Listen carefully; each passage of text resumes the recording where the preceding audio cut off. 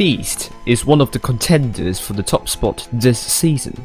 They first started in 2017 and their first series tournament participation was in 2018 in Twister Cup, which they won that year. From then, they have managed to get into top 4 every season except 2019 spring season. Last season, they fell short to GV, but they demonstrated tenacity. Despite their success, they change their roster every season. This season, they have players from India, Malaysia, Singapore, Indonesia, Thailand, Vietnam, Hong Kong, the Philippines, South Korea and Australia. Most of the players are students and some work. This alongside time zones make it difficult for them to train together, and they train 1 to 2 times per week. Consequently, they lose a lot of games during training sessions, but it does not bother them at all because they are also trying and using a lot of different strategies, and they are improving their teamwork at the same time. That is the key ingredient to Feast's consistent top 4 placing every season. Their expectation is to perform much better than 2020 Blitz Asia Cup. With the experience they possess, you do not want to fall victim under their disciplined teamwork. They are also unpredictable, so do not write them off just yet when they are taking tanks on some maps that nobody expect them to. Tiebreaker, who is going to take home the second previous skill tournament? Suddenly, Feast sprang back to life.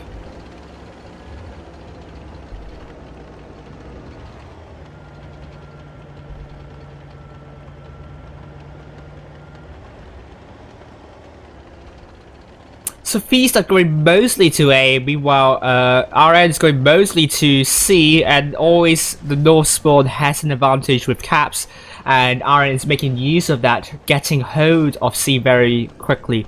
The packet loss issue is better this time, and Feast are only able to get A thereafter, but it isn't going to, I mean, it's not always a bad thing if you are down by cap points by a tiny wee bit within 1 tank of killing. And this is the case because RN are just only leading by around 40 cap points, and Feast, they just need 1 kill to swing it back to their favor, and RN is the one that needs to defend. And B will be the cap that they want to defend. C is like within their reach.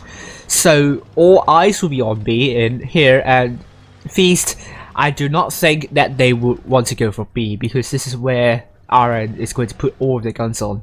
And Feast, they will really want to rely on F Silver. Let's follow him for a brief moment, get the information up, and Feast will be working out where to rush. And because both teams only have 1 cap, the cap increase speed is not going to be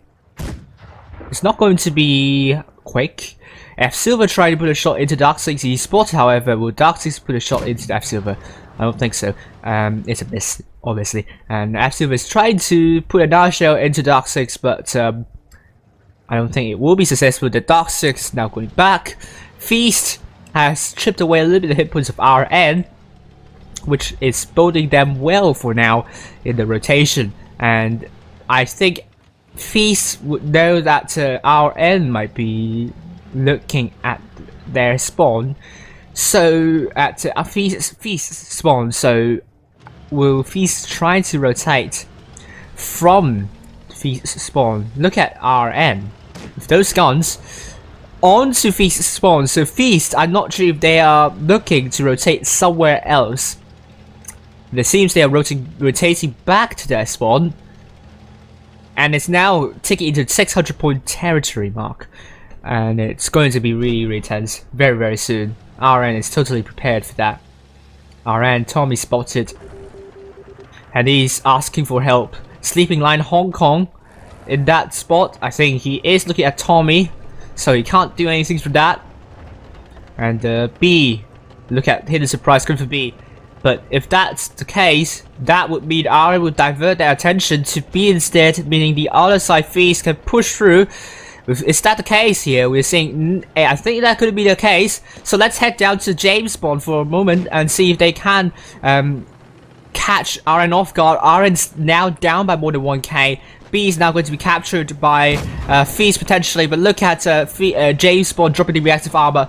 This is going to descend into pandemonium very quickly. RN has to make a counter push. Now, I think they might be ignoring B for now, but they put the shots on the wrong tank. Shugemura actually got B for Feast, and James Bond is trying to get out of this, but he's still on a reactive armor, and this is still really close to go. Tai-Chan made the first tank down. James Bond is on fire, and that means James Bond is now dead. Tai-Chan's now going to go down really quickly. A Bifrost dropping the reactive armor. That could be a good thing because Bifrost can absorb quite some hit points here. And RN, they don't have B, they only have 1 cap compared to Feast with 2. RN needs to be really quick with killing off tanks here, but Feast are dropping hit points left, right, and center. C Park is going to be the next tank down, but B is still not getting captured though. RN needs to kill off the tanks. Alpha is now dead. With C Park now dead at RN, they need B. They desperately need B. Feast now 905 cap points. If they lose the Dark 6, this is going to be very, very tricky for Feast. For RN, I mean. And now 985, 990, 995, and it's going to go to Feast. This game, it is for... Oh my goodness me, that was so tense. Oh man.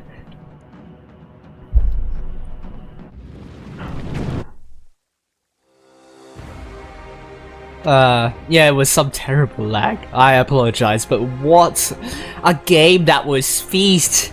Getting B is really important here, but it's not like they are committing everyone to B. They have a flag with Born James Bond right there, but that kind of failed actually with Feast kind of pushing the lineup, guarding, defending B. That was so important. RN seems to forget about B, and since both teams are training very equally, that capture on B made all the difference right here. So what a game that was for both RN and Feast. So congratulations to Feast. It is going to be Feast taking home that victory. Thank you all for watching this video. If you want to know more about the clans in the Professionals tournament, make sure to check the playlist below and also subscribe to my channel. Thank you.